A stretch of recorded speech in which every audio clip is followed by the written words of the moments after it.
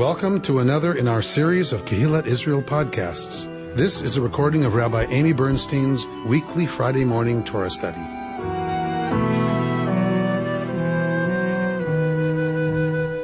We are going to be in Parashat Tzav this morning, and wherever the triennial tells you, we're going a little further in. So we are going to be now at chapter 8 of Vayikra, of Leviticus, but we're gonna go a little bit in from the offerings. We're going to go to verse 22. It's a short parsha, so the triennial actually kind of overlaps because there's not a lot of material to divide into three. Remember what happens right before the part that we're going to talk about? We're getting all of the instruction to Moshe, and then the implementing of these instructions, that he's to bring Aaron and his sons forward in order to dress them in the special garb of the high priest and of the priests, and then they are to make offerings as part of consecrating Aaron and his sons to the priesthood. And they're going to need to consecrate the altar as well for the sacrifices. And so we're going to look at some of the interesting language around that and this ceremony of ordination. So we've gotten all of the explanations about what they're to be dressed in, all of the offerings that are supposed to be offered, until we come to now the actual discussion of the ordination ceremony itself. So 22, someone want to read? He brought forward the second ram, the ram of ordination. Aaron and his sons laid their hands upon the ram's head, and it was slaughtered. Moses took some of its blood and put it on the ridge of Aaron's right ear, and on the thumb of his right hand, and on the big toe of his right foot. Moses then brought forward the sons of Aaron, and put some of the blood on the ridges of their right ears, and on the thumbs of their right hands, and on the big toes of their right feet, and the rest of the blood Moses dashed against every side of the altar. He took the fat, the broad tail, all the fat about the entrails, the protuberance of the liver, and the 2 kidneys and their fat, and the right thigh. From the basket of unleavened bread that was before the Lord, he took 1 cake of unleavened bread, 1 cake of oil bread, and 1 wafer, and placed them on the fat parts and on the right thigh. He placed all these on the palms of Aaron and the palms of his sons, and elevated them as an elevation offering before the Lord. Then Moses took them from their hands and turned them into smoke on the altar with the burnt offering. This was an ordination offering for a pleasing odor. It was a gift to the Lord. Moses took the breast and elevated it as an elevation offering before the Lord. It was Moses' portion of the ram of ordination, as the Lord had commanded Moses. All right. Nice. Nice. Exactly what we did when I was, ordained. Exactly. It was a messy but wonderful day. So we get all of these other offerings that come first, and one of them is the chatah. Why does Aaron need a chatah offered on the day of his ordination? Clean away any of his sins. To clean away any of his sins, meaning it is assumed that he has sinned, right? No infallibility here, right? No, anything about leaders means they don't err. Everybody is assumed to have sinned. The good news being that does not disqualify you from leadership. It means you have to fix it. You have to bring a chatah because it's assumed you've messed up. Okay. So at verse 22, he brought forward the second ram, the ram of what? Hamiluim. So from the Hebrew word maleh. What is maleh? Full. So what's full? Complete. The completion of Interesting. becoming part. Okay, so the fullness of the process of them becoming priests. Okay, interesting. We're going to get to some interpretations. So the ram of Miluim. This is not a chatah. This is not a sin offering. This is the ram for the ordination ceremony. So, v'yismechu Aharon uvanav et yedehem al rosh ha'ayil, right? So we talked about smicha, right? Placing their hands on the head of this ayil. Why? Why do they have to place their hands on it? Do we remember? It's not a chata. So there's one interpretation that is not here. Why put their hands on the head of this animal? To say that it's theirs. To say that it's theirs. It has to be designated as their offering, right? So they place their hands on the head. It's their offering that they're bringing, and it was slaughtered. Moshe took some of its blood and put it on the ridge of Aharon's right ear, on the thumb of his right hand, and on the big toe of his right foot. We studied the instructions, right, about this before. Here's where it's being enacted. So the ear, the thumb, and the foot, why? Hearing. Doing. And walking in God's way. And walking in God's ways. Lovely. And the right side, what reason? Always the right side. Always the right side. Right? But if you think about it, I don't know about you, but my grandmother was left-handed, and they smacked her with a ruler to make sure she learned to use her right hand. Right? There's this. It's an aberration. Anything aberrant made everybody nervous. Right? Trust me, I understand. Right? My life has been about making everybody nervous. Right? So, so the right side is the dominant side for most people. It's the dominant side. But doesn't God's right hand play a part in a lot of this? Because it's the dominant. Right. It's your sword hand, right? It's your strong hand. So if you're going to do an action, if you're right-handed, your tendency is to reach with your right hand or lead with your right foot. So it simply is because that's what most people were. Except for us lefties. Although there is a theory, it's kind of crazy, but there's a theory that cuneiform was clay tablets, and you use a stylus in the wet clay, and there's a theory that Hebrew goes from right to left because people were left-handed, and it was easier to use the stylus right to left. So, just saying, there's a theory. And that it changed later, right hand became dominant. But if you look at our texts, I think at least at this point, people were right hand dominant. All right, but I just read another interpretation of this. See, you never stop learning. I read another one that said, what are the things that distinguish the priests from the animals they're going to slaughter?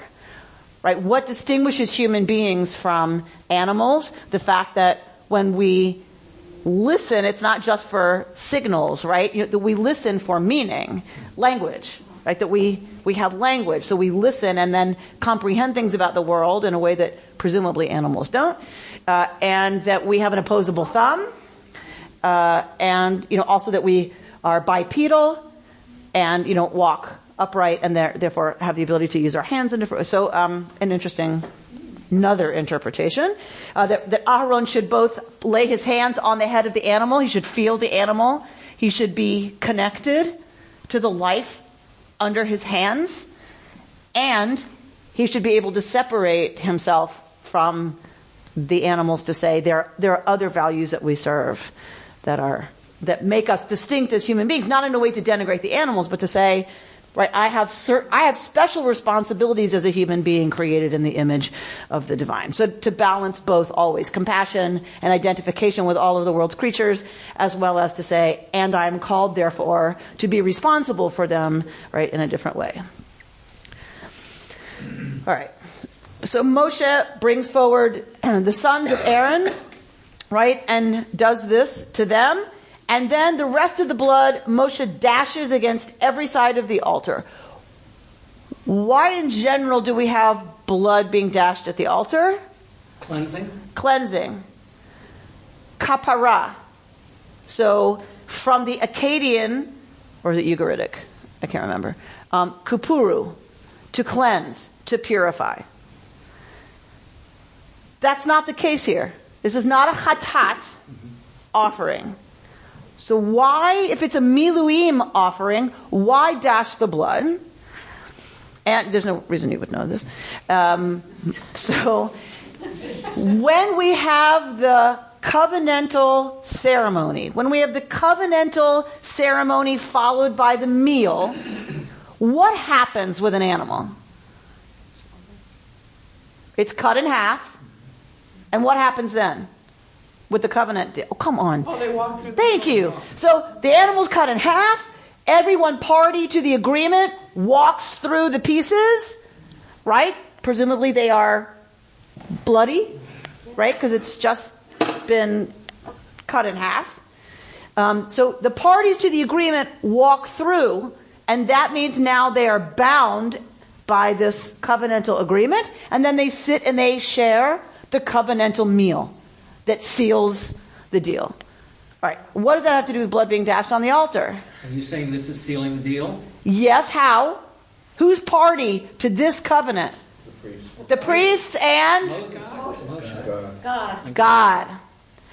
So the priests are on one side, the animal, right, is slaughtered, and the blood is dashed against the altar. So that what it does is it binds the two parties into the covenantal agreement that these people and their descendants will forever serve the divine. They are both party to this. They are bound together, right, in this covenantal arrangement. So it's not cleansing? It's correct. In this case, it is binding them together in covenant. For the chatah, it is cleansing, and we're going to see that there's going to be a purification and a consecration of the altar and of Aharon.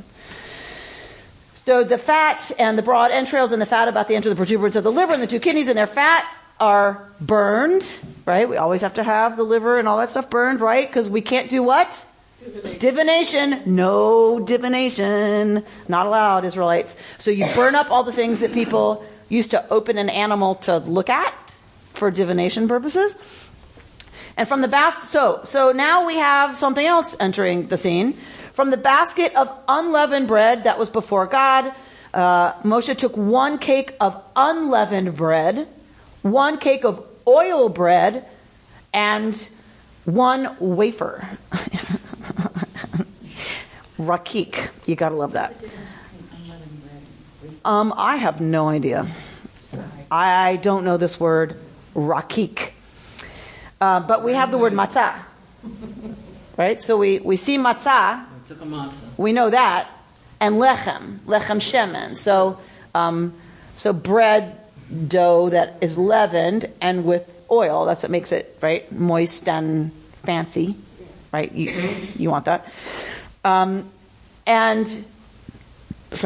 place them on the fat parts and on the right thigh.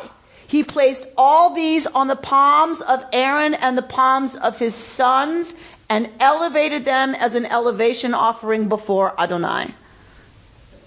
Anybody want to give me another interpretation now of Miluim? From Malay? From full? What's full? The hand. Their hands. Their hands are full of the offering that they are now going to elevate in order to designate it as an offering to Yud-Heh-Vav-Heh. Yes? All right. But are they basically just raising it in the air? Yes. Is that what they're doing? Presumably. They're just holding it up. Correct. Now, what's important to know, why the thigh? Why is the thigh being placed on the priest's hand? This was the priestly portion. When an animal was brought, the priest got the thigh. The best part. Some would argue, if you like leg of lamb. Right? Some would argue the best part. Remember, sacrifices were eaten for the most part. Except for the Holocaust, sacrifices were eaten. Right? The Holocaust was completely burned up, but everything else was eaten. So the thigh, the right thigh, is given to the priest. That's their priestly portion. So they kind of own it. Right? It's theirs. It's already designated as theirs. All right? Why is that important? Why is that the piece they're going to lift up? Why don't they lift something else up? The ceremony is about ordination. Yeah. So why the thigh? Why are they lifting up the thigh? The priestly portion. Yeah, so why is that important?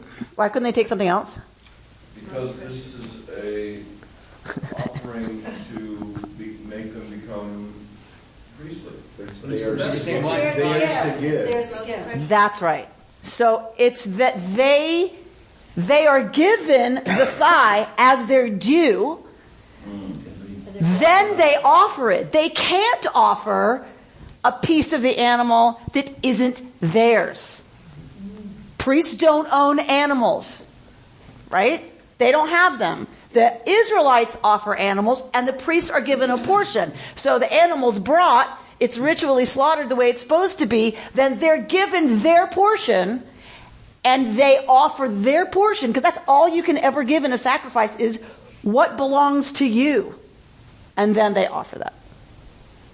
All right, Pam, did you have a question or a comment? I was going to say that they couldn't designate the animal, the priests. Just the regular folks could. Israelite, Joe Israelite, I like to say. But so the priests, that was their way of designating. Yeah. Earlier, a little while ago, you used the term miluim, and it threw me because I know that that's what my grandson-in-law has to do in Israel, serve 30 days in the year in the reserves.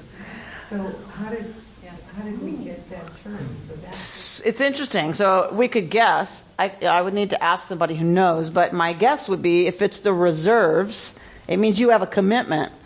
That's not just for the time that that you have a service commitment, that you are designated someone ready to fight for the state of Israel for, until what they consider when they want you, right? And through that time, in a way, that's kind of what this is, that the priests are consecrated to service. They don't have a choice. They must serve in their rotation. It's not optional. And that is until the age of whatever. It's the same concept, really, which, if you think about it, which is very interesting, that they don't use a military word for reserves. They use being consecrated to service. How about just making the army complete? Okay, I'll buy it. Were they expert butchers? I mean, how did they just... Yes. Because this is big. It's a lot of work. Yes. A cow. And it's messy work. And they're, by the way, not supposed to get any of it on them. And if they do, they have to wash their garments immediately, like purify their garments. Did they have knives and were they able to do this? Well, it's interesting you ask. So certainly in the ancient world, people butchered animals. People who raised, and our ancestors were semi-nomadic pastoralists, right? Think about Bedouins with their flocks, right? That's what they did. And so every now and then you would eat one.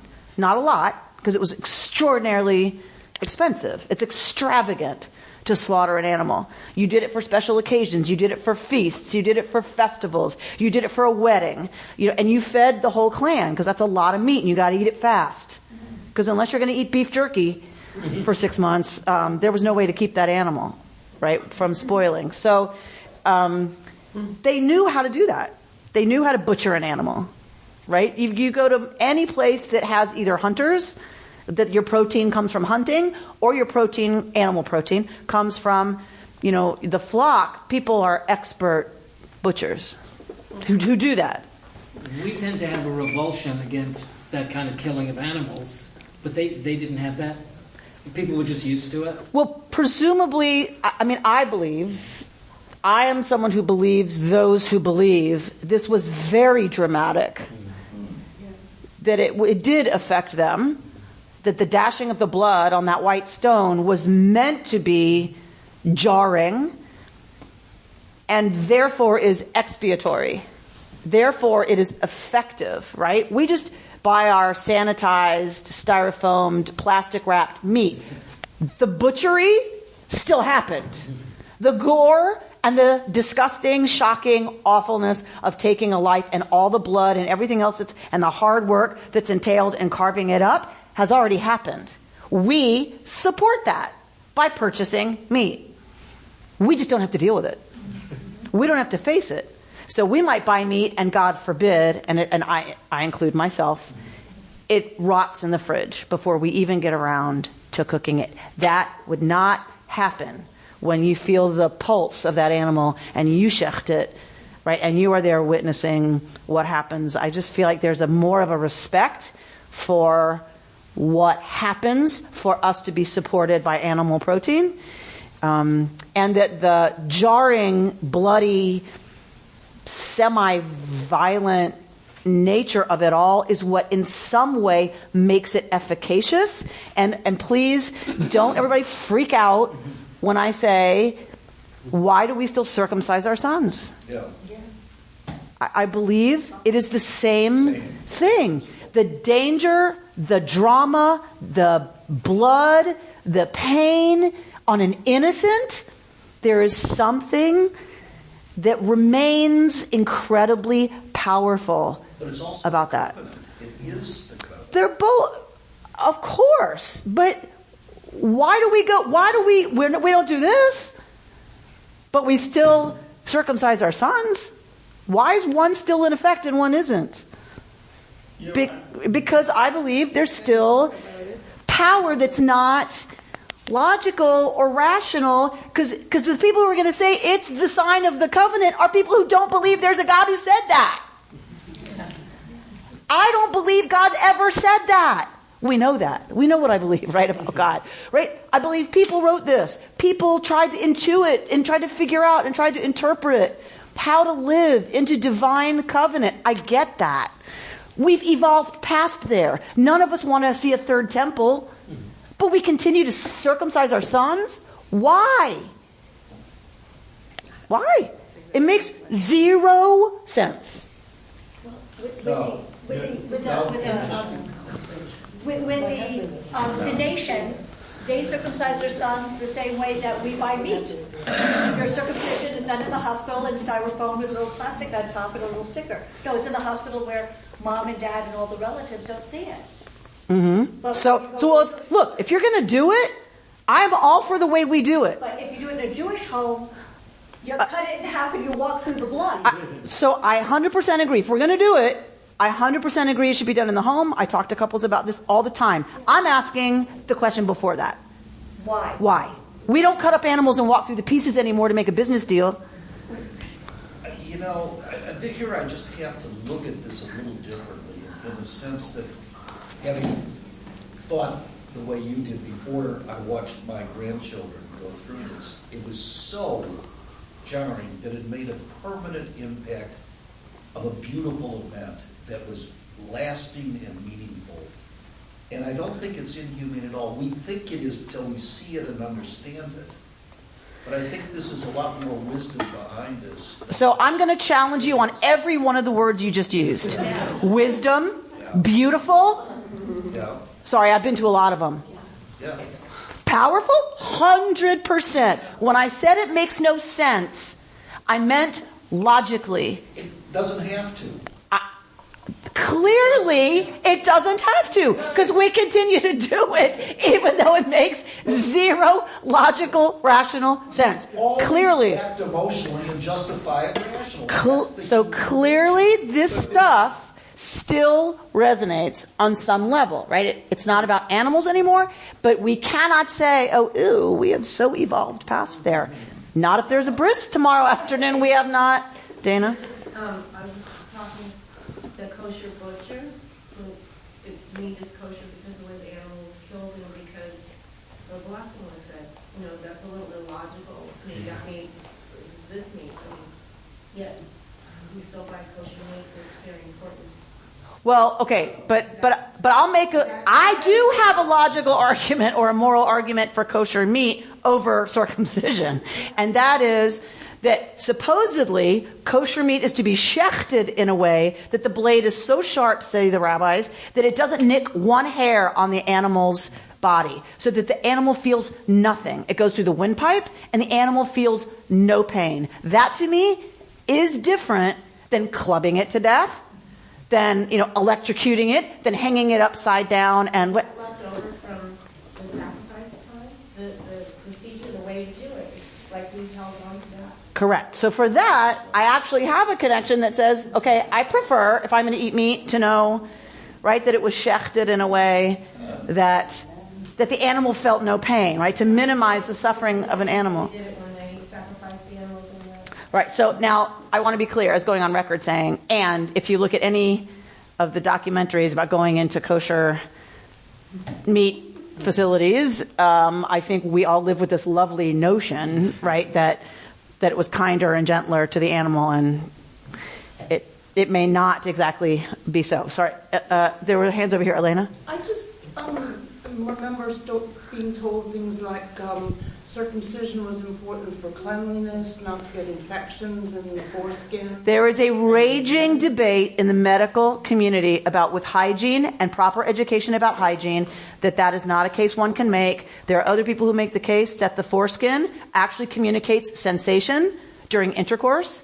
And so what you're doing is compromising the sexual, pleasure / experience of a male without his permission. So it's a raging debate right now. Rory and then Diane. Yeah, just back to the butchery thing. I think it's what happens in a communal public setting when everybody... Ow! Al's like, yo! When everybody is there experiencing it, there's an awareness. There's all sorts of different emotions. There's sensitive people. There's professionals doing it.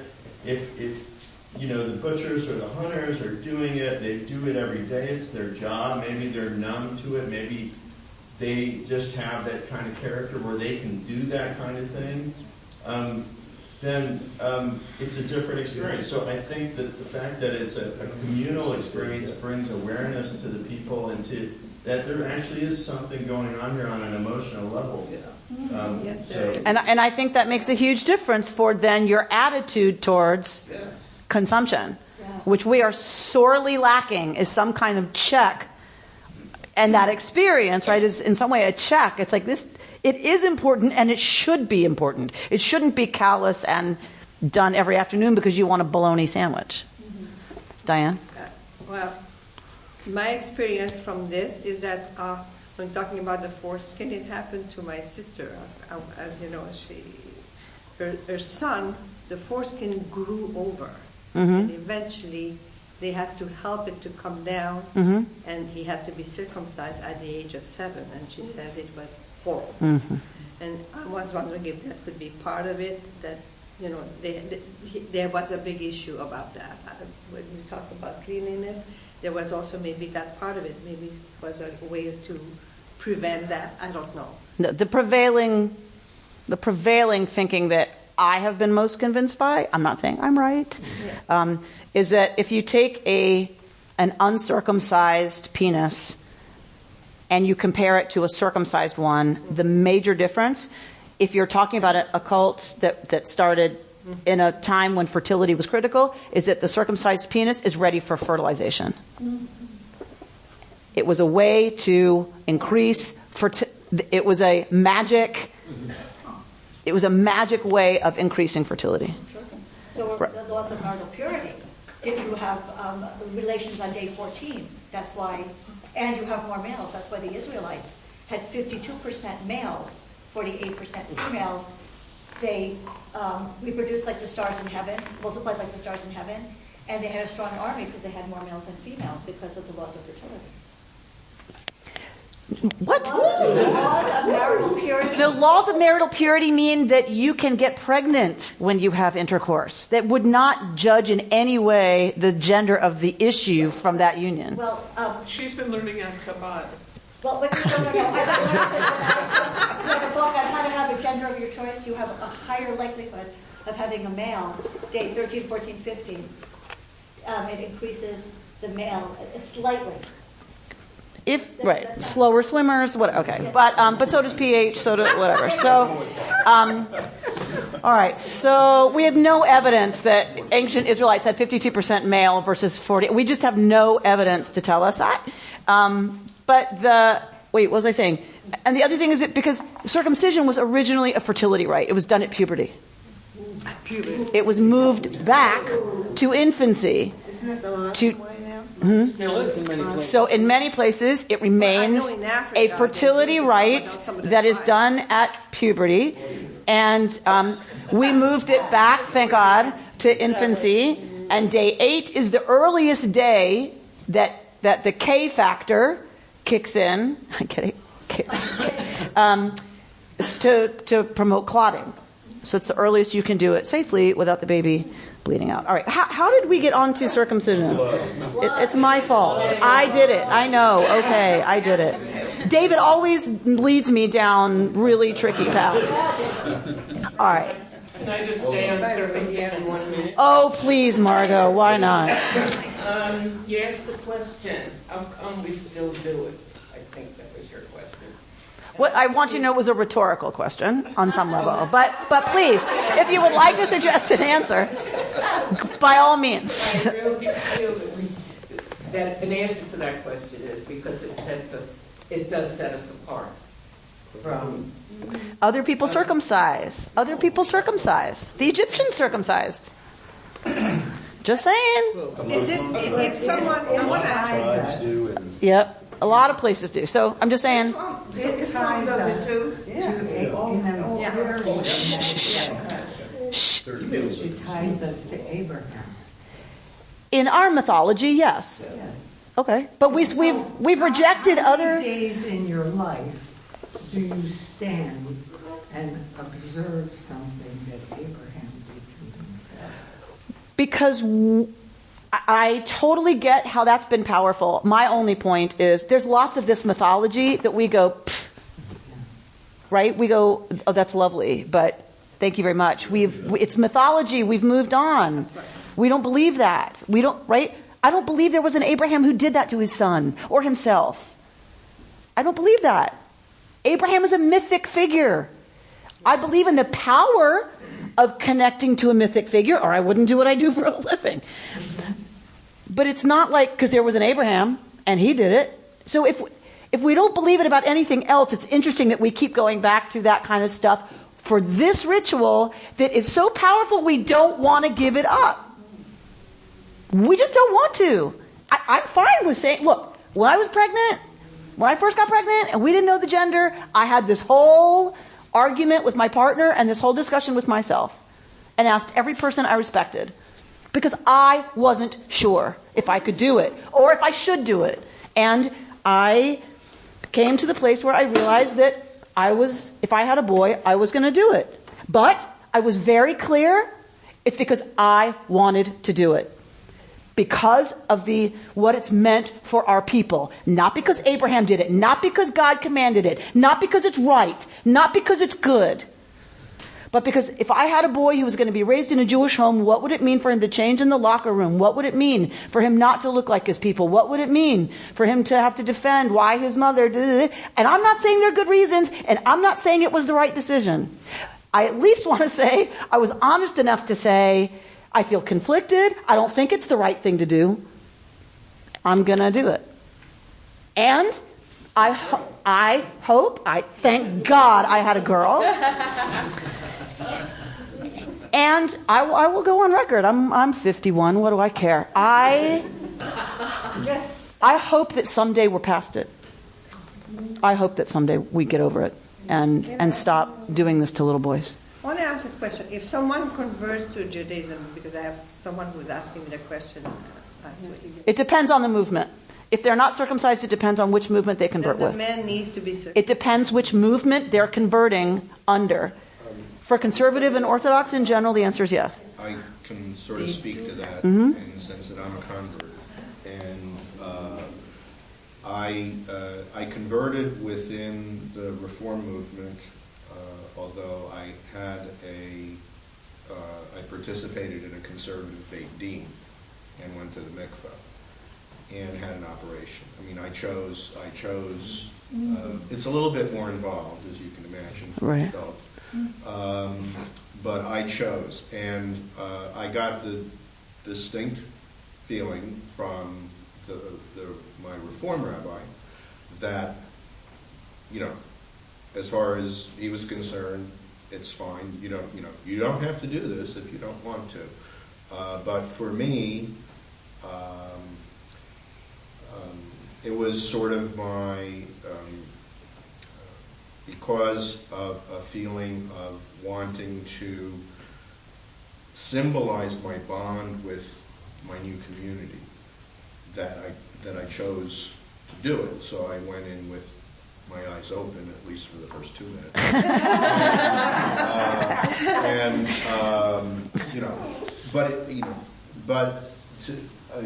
To answer your friend's question, it will depend on which the process by which they convert, because the Orthodox movement would not consider me Jewish. Mind you, they don't consider me Jewish either. Pardon? Right. All right.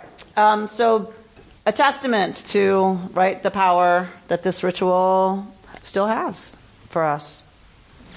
All right. And I don't in any way want to say that ritual being powerful needs to be logical. If I in any way suggested that, I did not mean to. I meant I have great respect for the power that ritual has that bypasses our logical minds. That is where a lot of the power lies. And I am able to look at sacrifice that way.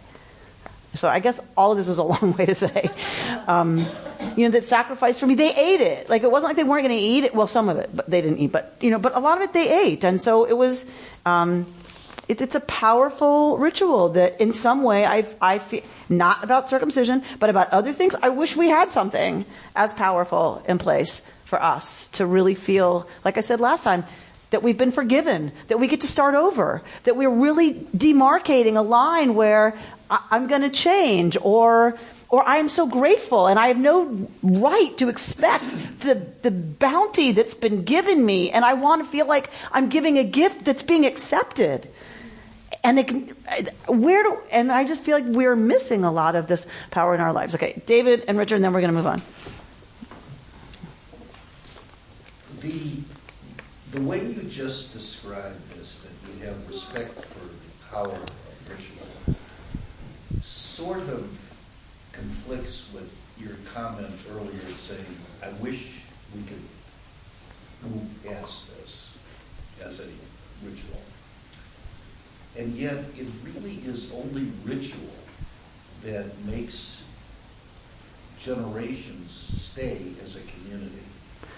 All right, two things. One, I'm a charming set of inconsistencies, like the rest of us. I don't pretend to be consistent. Wait a minute. But I disagree. There's huge power to ritual. I don't think all of them need to be in place. There's huge power behind making a woman go for family purity reasons after her period to go to the mikveh. We say no to that. So I'm not saying I don't believe we should have the power of ritual in our lives. I'm saying the mutilation of baby boys is not one of them I would like to see continue. That's all. Number two, there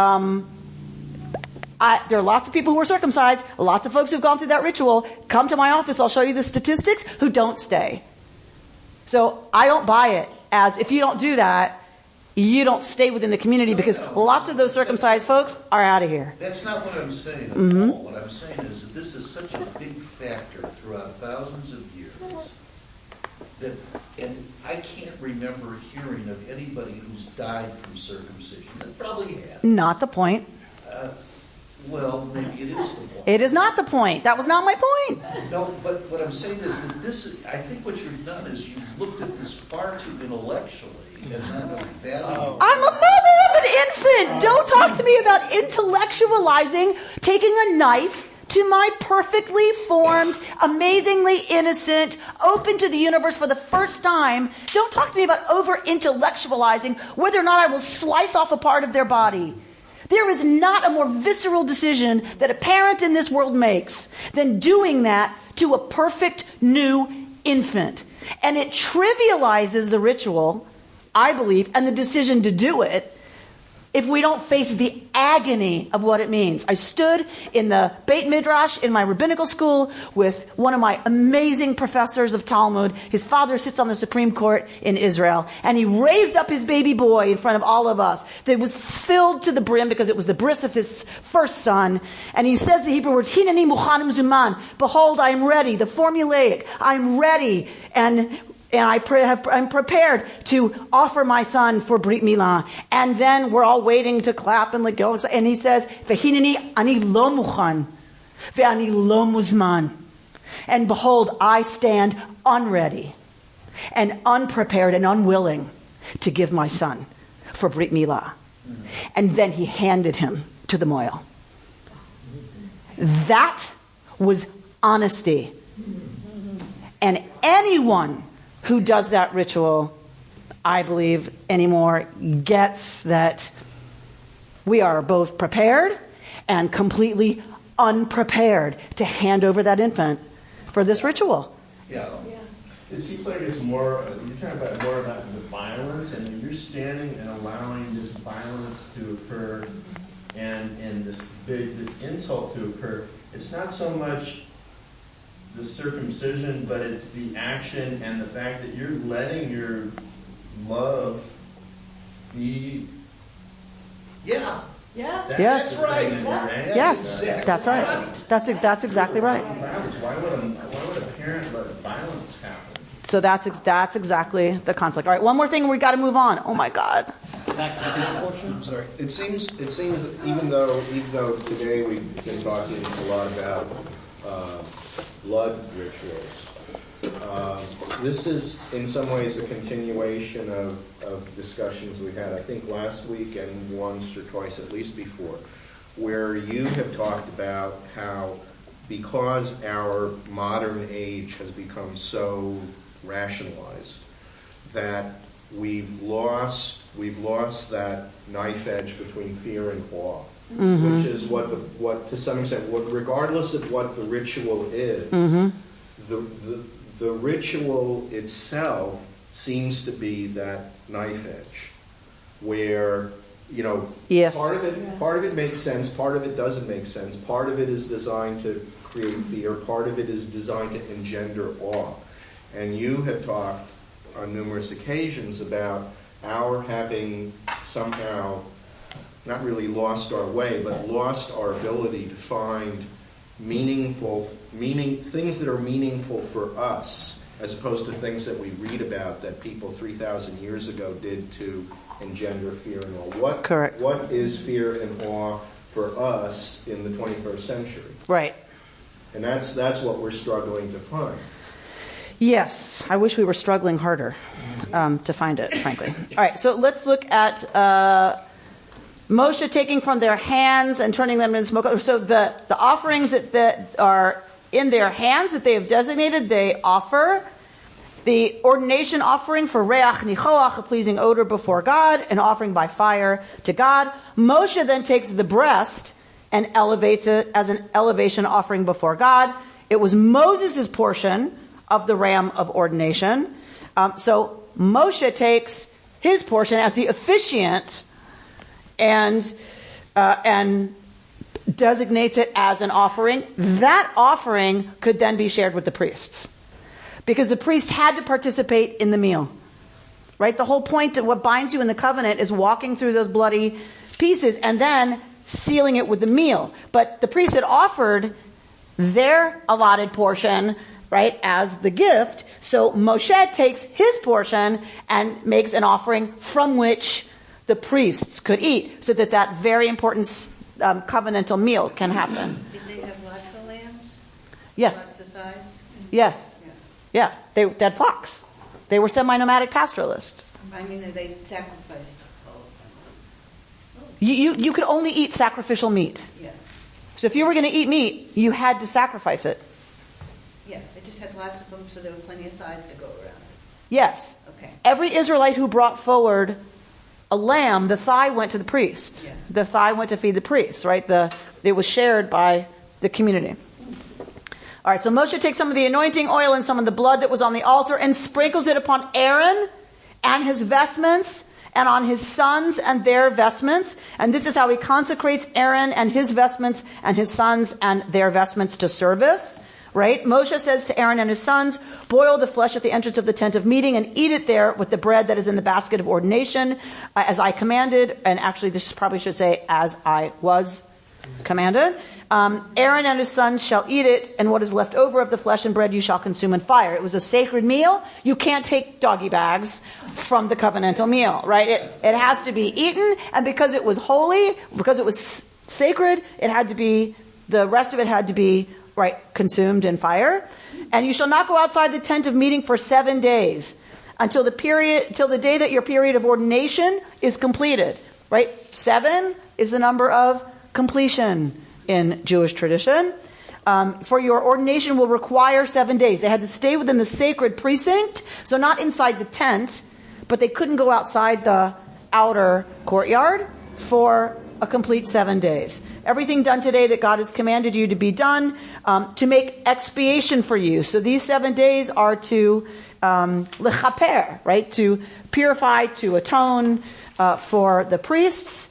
And you shall remain at the tent of meeting for 7 days and 7 nights, keeping Adonai's charge, that you may not die, for so I have commanded. And this they did.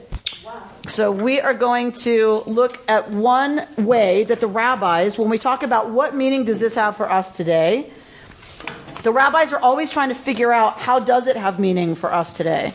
And the rabbis don't abandon the text because the text really in its literal form doesn't do anything for us anymore, except remind us of a powerful ritual that we no longer observe. And not that that can't have its own power in all the ways we've talked about, in connecting us to our history and our mythology and our powerful ways of expressing things in the past.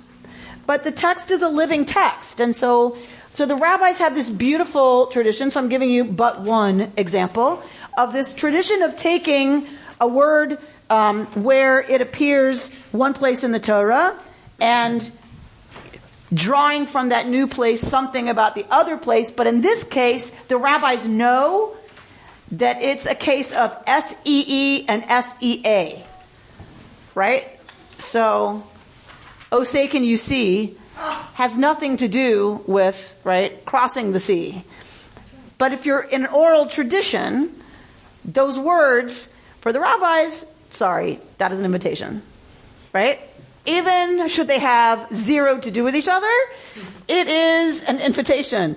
So the rabbis go to this verse. Where's the find Bert the verse of Moshe taking the breast piece? The Verse 29. All right, look at verse 29. Read the English. Moses took the breast and elevated it as an elevation offering before Adonai. Okay, good. So what is the breast in this case? What's the Hebrew for breast? Chazeh.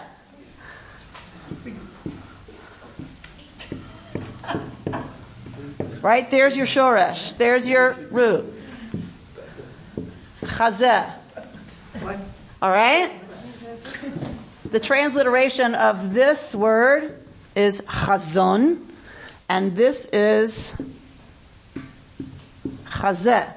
So if we go to Isaiah chapter 1, verse 1, the noun chazon means a vision. A vision did Isaiah, son of Amoz, the vision, well, it's not ha-chazon. So a vision, Isaiah ben Amoz, that he visioned. What do you use for a vision? I guess that he saw? Kind of weak. So, right, the noun and the verb. What does this have to do with the price of tea in China? Let's look at this page that I gave you, yes? We get the inauguration of the priest described. So Yisrael ben Shmuel Taub, who lived in Poland and founded the Hasidic dynasty of Mojit. He was more famous for his emphasis on music, whatever. The term chazeh is an expression denoting seeing or vision, as in the phrase, right?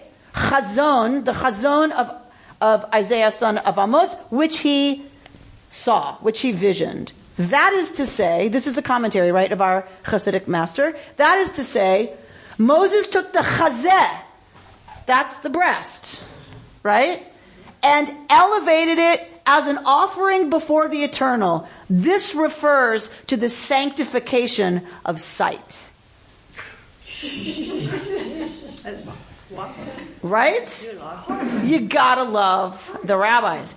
So they are never ready to abandon the text, to look outside of it, right? For they love to play with the love letter from God that we are given, which is this vast love letter, right? You know, of all of the canon. Isaiah's in the canon. It's fair game. So So what is the elevation of sight? Here's where our author helps us. How can we sanctify sight? Surely we have little control over what our eyes see. Do we believe this? I don't even buy the first line. I mean, some things we can't avoid seeing. But really, I don't know about y'all, but when I see images on TV, it's not because I didn't turn it on. Right? This is all the stuff that Shema tells us. Right? Stop looking, stop seeing, and listen. And don't go after what your eyes see and what you lust after, right? Because your eyes see it. So some things we can't help seeing. A lot of things, I believe we have way more control over what we see than we actually take responsibility for. So he says, actually, we have a great deal, especially nowadays when electronic media are bringing photos and videos into nearly every part of our lives. Now more than ever, we choose what to see. So how do we sanctify what we see? I don't think the Mojitzer is suggesting we avert our eyes from bad events, whether in the news or in our physical vicinity. Those things cry out for our concern, and we must guard against complacency or indifference.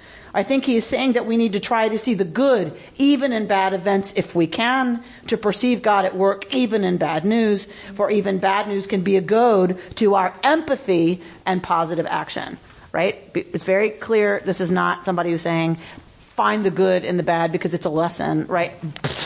It's saying, even in the bad, the way we can sanctify our vision is when I see that, does it move me to greater empathy, to greater compassion? Does it move me to take a stand? Does it move me to, try and eradicate that happening in the world to other people? All right, go to the bottom paragraph of your second set of handout. Oh, that I haven't given you yet. Sorry.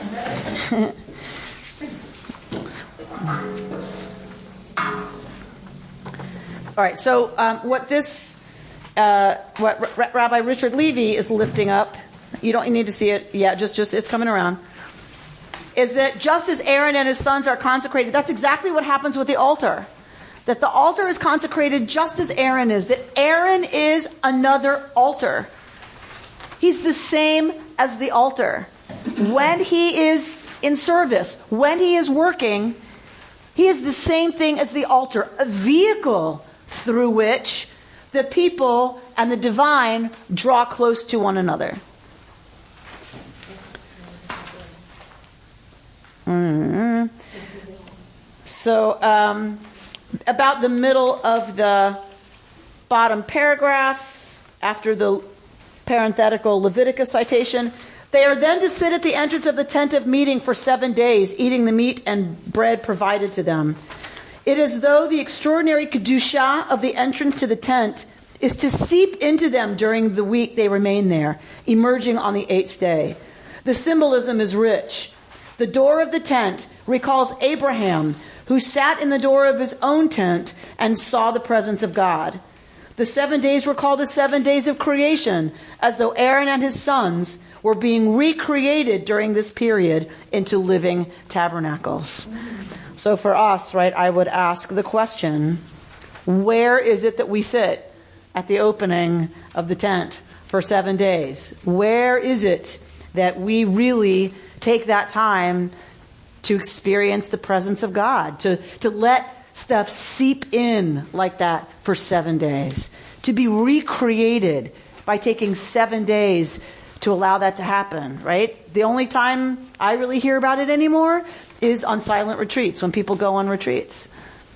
That there's something about taking that time out and that time away in a community that has that same intention, where nothing else comes in, and you're cut off from the outside world and are marinating, right, in a community dedicated to lifting each other up. That's really the only place I hear about it very much anymore. In the context of the sacred. I'm not saying it doesn't happen at boot camp or it doesn't happen in other ways. But in terms of the sacred, I really wonder where... Well, isn't Shabbat a mini condensed version of that? It's supposed to be. Absolutely. I think it's supposed to be. And that it's... So Well, that's so for an hour. 7 days to an hour. Right? Everything just moves faster these days. But sitting Shiva is also spent. So that is interesting. That is very interesting that you bring that up, Rita. So true. And again, how many people sit Shiva for 7 days anymore? Unfortunately, I don't think I've seen a case of that in 15 years. And again, I'm not blaming anyone. I'm saying because I think you're right. I think that is one of the places that people would sit at the entrance and just greet people as they came in, and really were only present to. It's very powerful. I've done it. Right. And it's very powerful. It's very powerful because nothing else happens during that time, right? And you can let all of that soak in and come to some kind of sense of completion, right? By mandating doing nothing else except sitting with your grief, there's a way that treats grief in a way I've not seen elsewhere. That you're done. Like on some level, you're kind of done with the immediate grieving after 7 days of that. That people are just like, okay, I'm ready. They're not grieving anymore, but there's a way that just dealing with that for 7 days with such intensity, people are ready to take that walk around the block. Yeah? It's like... All right, go to your other handout. Go to the sentence that starts, the Israelite priests. Right? There's not a lot of time left, so I'm not going to talk a lot. But think about this in terms of AIPAC and us having been addressed by 4 presidential candidates. Bernie Sanders was the only one not there. Correct. Right, the Jewish candidate did not come. And we were addressed by all 4 of the other candidates. So it is in that vein that Rabbi Rachel Shabbat Beit Halachmi offers this commentary on Tzav. So what does it have to do? She's asking what does any of this that we just read have to do with us today and with leadership today, both in Israel and in America? She says, so drop down right after the Israelite priest to the next paragraph. First and foremost, the priests had to understand precisely what they needed to do. They had to have watched and learned and trained and prepared for such complex work. Second, they also had to engage in that sacred work with enormous care, focus, and commitment. Right there is a commentary for me on several of the candidates that we heard.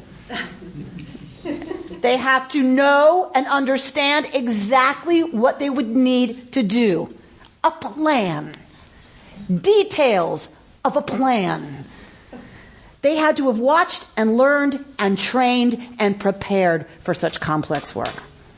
Meaning the work of what their leadership would be calling them to do. The details of that. Second, they had to engage in that sacred work with enormous care, focus, and commitment. Care being the operative word in that sentence for me. About leadership, it's really about caring for people. Leaders in any age must approach all resources as though they are sacred. How carefully a leader handles the precious resources of the people, how carefully and mindfully they perform the right actions in the right place and time matters and can unify even the most divided community. Unify? Oh, yes. Unifying a divided community. Bridges versus walls.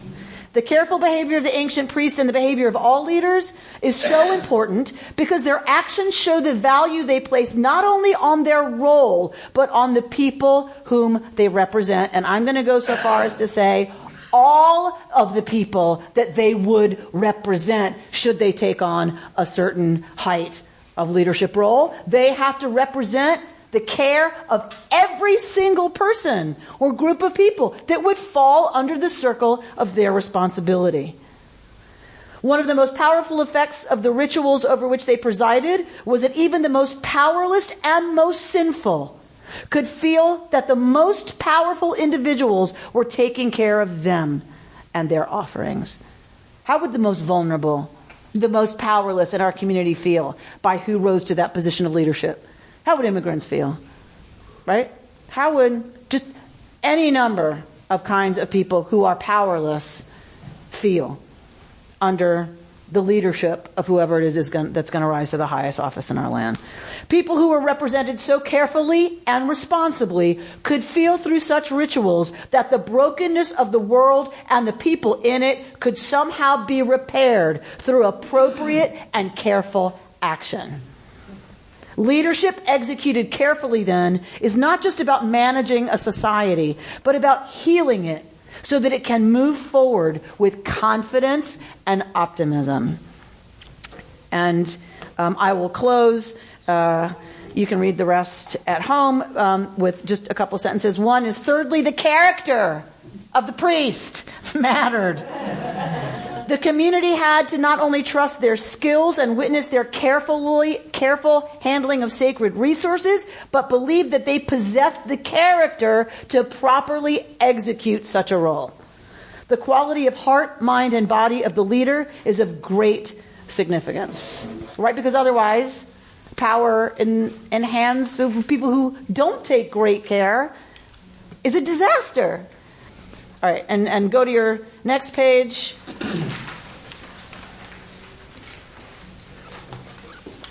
Amy, I'm catching a flight. That's the only reason. I can't believe you were here, Rachel, catching a flight.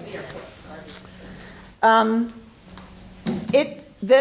work of the ancient priests shaped not only the way society functioned, but how it saw itself and its potential, its way forward. And according to the great 20th century anthropologist Clifford Geertz, ritual can transform us into seeing ourselves as greater and better than we believed we were before. And the most meaningful ritual experience is one that can transform the individual in such a way that they want to, in turn, transform the society in which they live. So it's transformative, all right? And the question is that power and the whipping up and the frenzy that we get into when in the presence of a charismatic leader?